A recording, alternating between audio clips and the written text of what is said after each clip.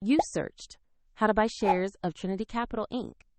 Trinity Capital is a specialty finance company that provides venture debt to growing technology and life sciences firms, trading on NASDAQ under the ticker TRIN, and this video is for educational purposes only and not financial advice. To buy shares, you need a broker account, and I will use eToro as an example to show the process.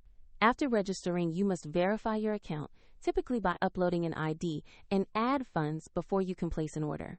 Use the platform search bar and enter the ticker TRIN to find Trinity Capital Inc.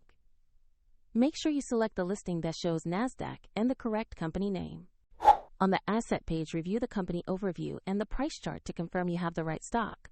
Check the header shows Trinity Capital Inc. and the TRIN ticker to be certain. To place an order, click Invest, choose the amount you want to buy, review the order details, and confirm the trade. You can use market or limit options if available.